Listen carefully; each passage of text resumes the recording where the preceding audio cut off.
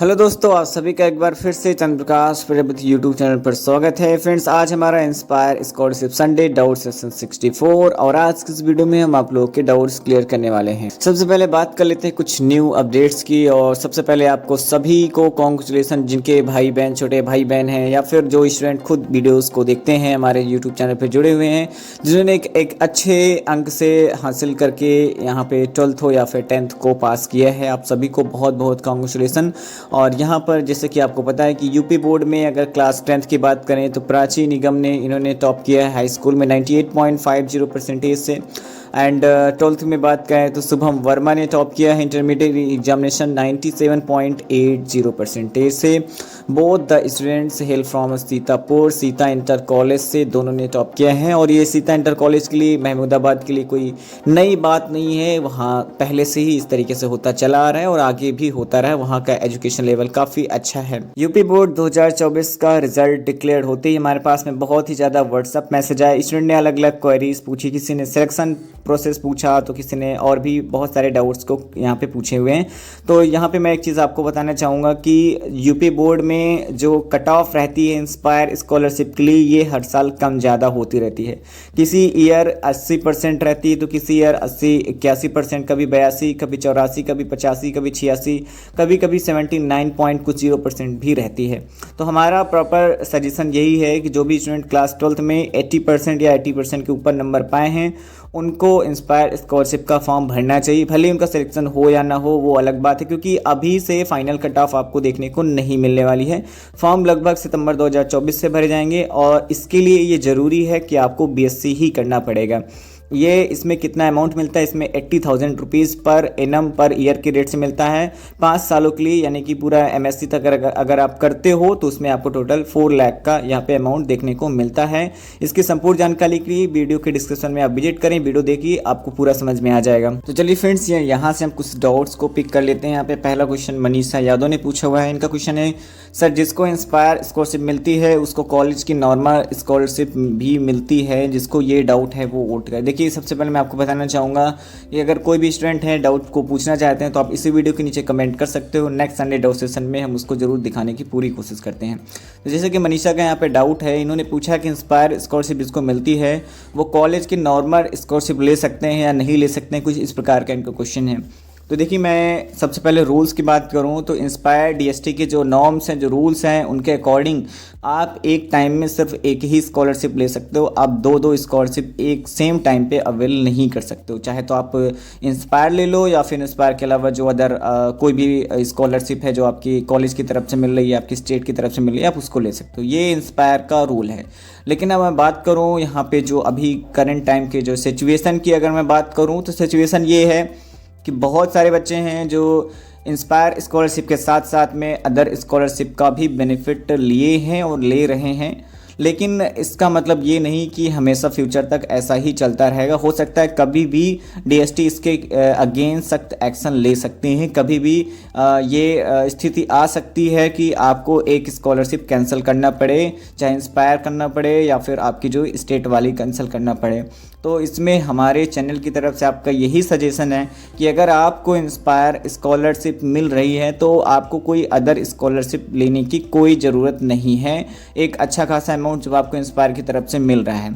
और दूसरी तरफ अगर आप लेना चाहते हैं अदर स्कॉलरशिप तो हमारा इसमें बिल्कुल भी सजेशन नहीं है। आप अपने रिस्क पे ले सकते हैं, अगर आपको मिल रही है तो अच्छी बात है। अगला क्वेश्चन है, भैया मेरा कैनरा बैंक अकाउंट है तो क्या मुझे भी ऑफर लेटर आने के बाद एसबीआई बैंक अकाउंट खुलवाना पड़ेगा? जी बिल्कुल, ऑफर लेटर आने के बाद में आपको एसबीआई का ही अकाउंट ओपन कराना पड़ेगा। एसबीआई के अलावा आप किसी भी अनदर बैंक अकाउंट में आप स्कॉलरशिप नहीं ले सकते। अगला क्वेश्चन देख लेते हैं। सर मैं 2022 बैच का स्टूडेंट हूँ और मेरा first and second sem exam April and October में हुआ था और फर्स्ट सेम का रिज़ल्ट तो निकला, बट कॉलेज वाले कह रहे हैं कि सेकंड सेम का रिज़ल्ट जून तक तो नहीं निकलेगा बल्कि जुलाई हो जाएगा। तो क्या according to offer letter 1 year means portal June तक ओपन रहेगा या एक्सटेंड हो सकता है, जैसे bank account upload time extend हुआ था? Please sir reply. इसके लिए मैं आपको 2 सॉल्यूशन बता रहा हूँ। एक तो ये कि आप जून तक वेट कर सकते हो और जैसा कि हर साल हमने देखा है, हर साल का एक्सपीरियंस है, देखते हुए कि एकाएक कोई अचानक से पोर्टल क्लोज नहीं हो जाते हैं। इवन स्टूडेंट अगस्त सितंबर तक भी अपने डॉक्यूमेंट्स अपलोड करते हैं।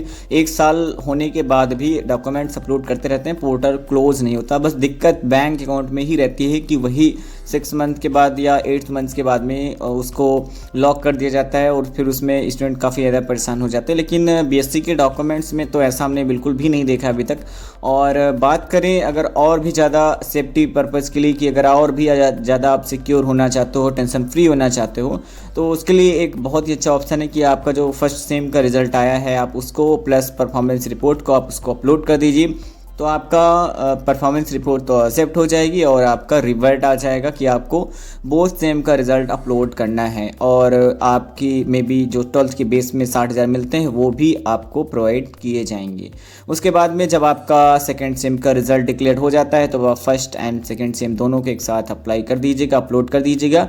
तो आपके जो बचे रिमेनिंग 60,000 रुपीज़ हैं वो भी आपके आ जाएंगे और आपका पोर्टल लॉक भी नहीं होगा। तो ये एक अच्छा सोल्यूशन आपके लिए रहेगा। अगला क्वेश्चन देख लेते हैं। सर मैं 2023 बैच का स्टूडेंट हूँ। मैं जब भी अपने पोर्टल पर जाता हूँ तो उस पर स्टेटस इन प्रोग्रेस लिखा हुआ आता है, बट वेब लाइन में रिजेक्ट बाय सीएम लिखा हुआ दिखाता है। क्या मेरी स्कॉलरशिप आएगी या नहीं आएगी?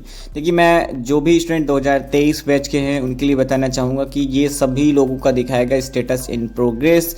और यहाँ पे रही बात, जैसे कि आपने जो ऊपर की URL रहती है वेब लाइन जिसको आप बता रहे हैं, उसमें रिजेक्ट बाय सीएम कुछ इस तरीके से लिख के आ रहा है, तो उसको आप जस्ट इग्नोर करें।